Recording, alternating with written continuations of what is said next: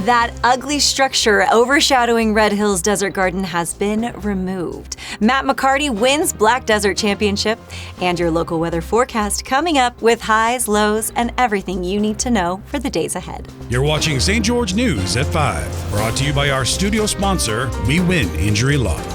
Good afternoon, I'm Monica McLaughlin. A decades-old telecommunications relay that once stood over the Red Hills Desert Garden has been dismantled and removed, clearing the view for visitors. For more on the removal and what it means for the area, here's Maury Kessler.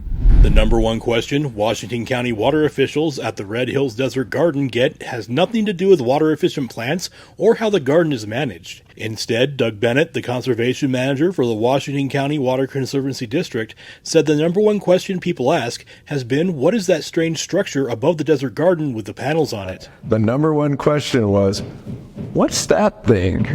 And we had to explain that. So we won't have that question anymore.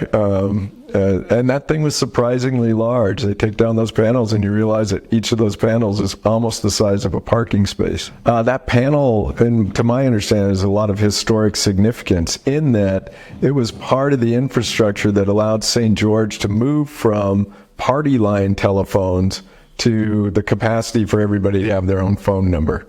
And so that was great, but we discovered that panel had not been carrying any communications for a significant amount of time. So it was basically sitting up there looking ugly and not providing any services to the community. Deemed as an eyesore by Bennett and numerous visitors to the Red Hills Desert Garden over the years, plans were ultimately set in motion by CenturyLink in partnership with other parties to remove the old communications tower around the start of October. It's going to be nice to drive in every day and just see sky where that thing used to be. It has been my nemesis. So, the communications tower on the Red Hill above the Desert Garden was one of two that CenturyLink maintained in the St. George area. The other communications tower is located on the Black Hill near the D. Thanks, Maury.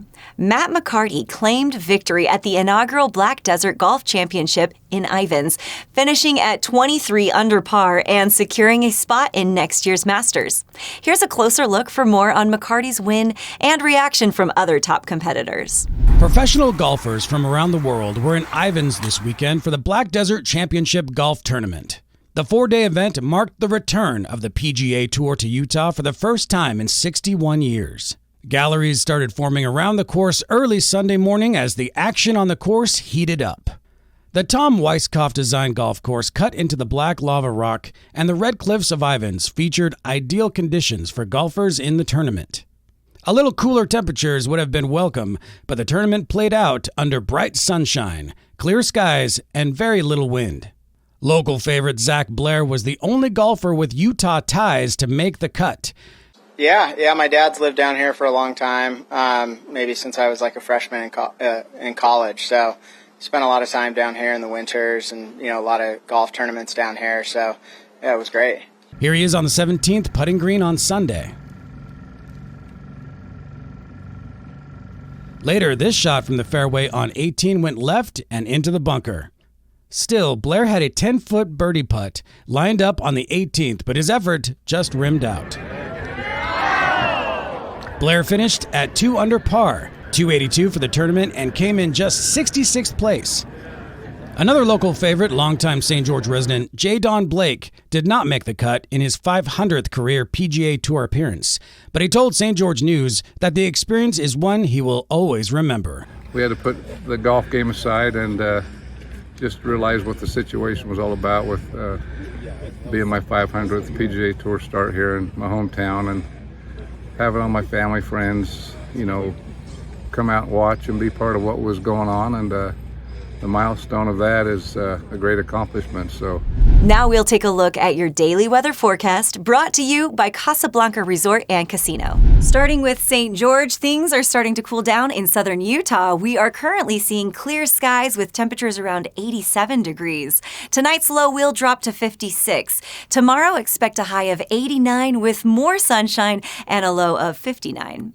Over in Mesquite, it's a warm 92 degrees right now. Tonight, it cools down to 62. Tomorrow's high will reach 94 under sunny skies with with a low of 64. Finally, in Cedar City, it's a crisp 74 degrees, currently with a bit of cloud cover. Tonight's low will hit 41, and tomorrow we'll see a high of 76 with a low of 47. As the fall season is starting to wrap up, big games in Region 9 are coming up this weekend. We'll go to Aaron Crane for your local sports update. Thanks, Monica.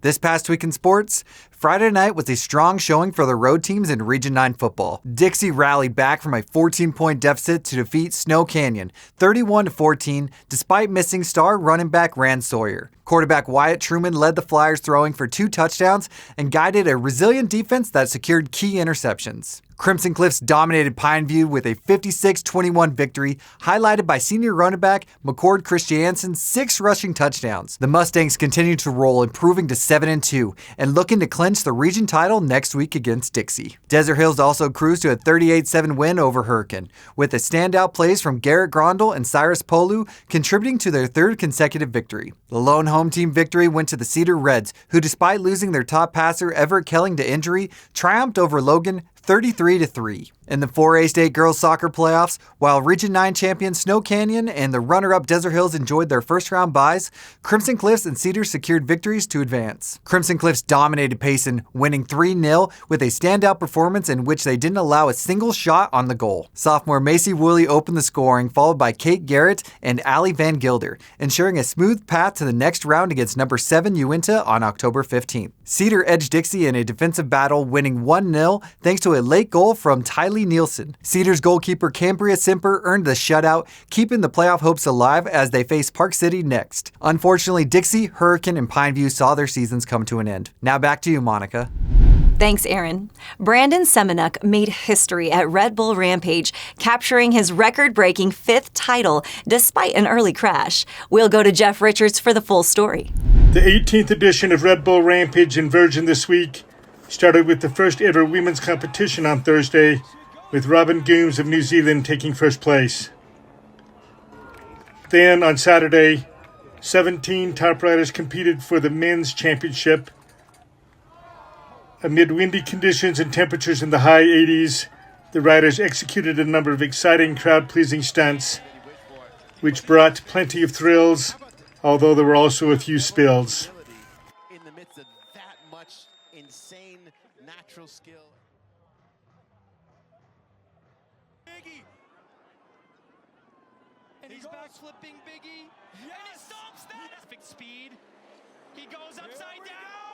Been watching the weather models very diligently, and we know we have a small window.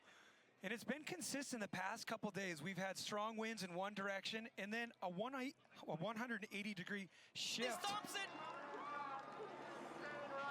Winning his 5th Red Bull Rampage was 33-year-old Canadian Brandon Semenuk, seen here capping off his first-place run.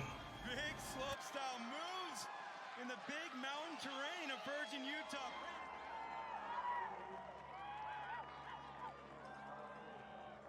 On this, Go, Price is right.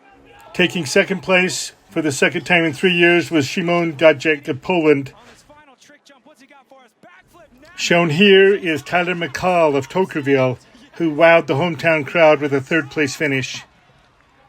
McCall spoke on camera afterward about his podium finish. It still feels kind of surreal. Just we've been out here for so long.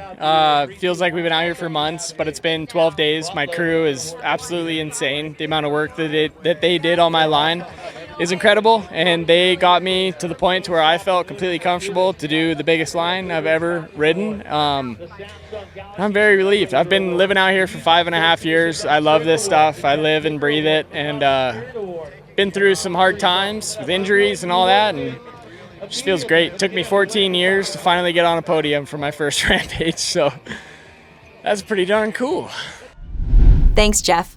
A rare celestial event lit up southern Utah's skies this weekend as a comet made its closest approach to Earth in over 80,000 years, passing 44 million miles away.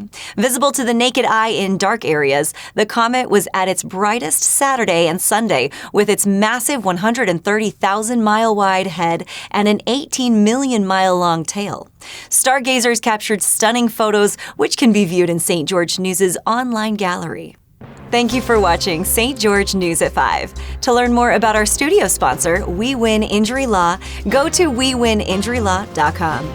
I'm Monica McLaughlin with St. George News, your #1 source for local news. This has been St. George News at 5, brought to you by We Win Injury Law.